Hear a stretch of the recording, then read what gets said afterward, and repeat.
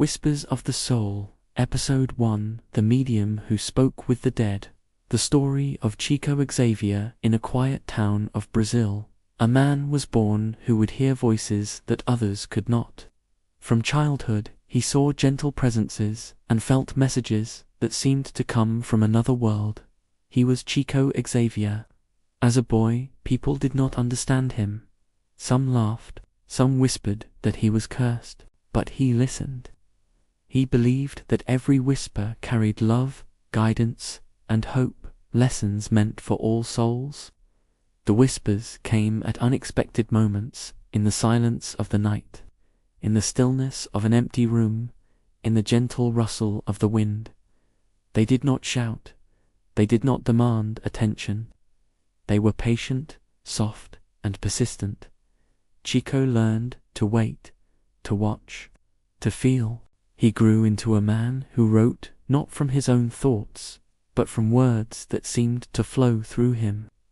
Spirits of poets, philosophers, and lost loved ones spoke through his hands. He called it psychography, but the world would later know it as something extraordinary. He never sought recognition. He lived simply. He gave everything away, keeping nothing for himself. Books, letters, messages, all offered to those in need, acts of love in a world often too silent to hear. Imagine reading a letter from someone you have lost, and finding their words exactly as you remember them. The handwriting, the memories, the love, all preserved beyond the veil of death. In 1971, a grieving mother received such a letter from her son. The words were precise, the details were unmistakable. The emotions were real. No science could explain it. For her, it was proof. For him, it was just love continuing its journey. Chico walked among the living, yet his mind often lingered among the unseen. He spoke softly about spirits who watched over us, who guided us when we were lost, who whispered truths we were too afraid to hear. He asked questions quietly. What is the meaning of life beyond what we see? How do we measure love, if not by what we give freely? Can we forgive fully, even when the world tells us to hold on to anger? He wore the same clothes for years. He smiled often. He prayed quietly. He said, "The best way to find happiness is to give happiness to others." Charity, forgiveness, compassion, these were the truths he lived. Every act of kindness was a prayer. Every word of comfort a bridge between worlds.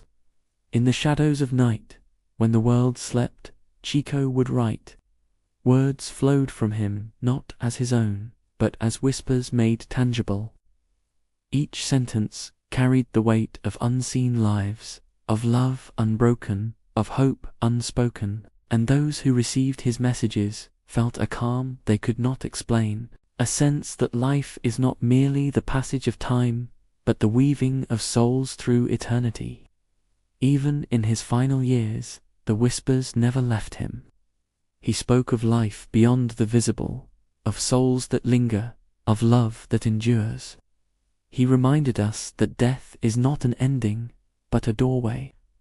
And perhaps, if we listen carefully, the whispers are still there, guiding us, reminding us, comforting us. Whispers of the soul, voices from another place, softly telling us that love never dies, that life is more than what we see, and that the unseen may hold more wisdom than the world of the living.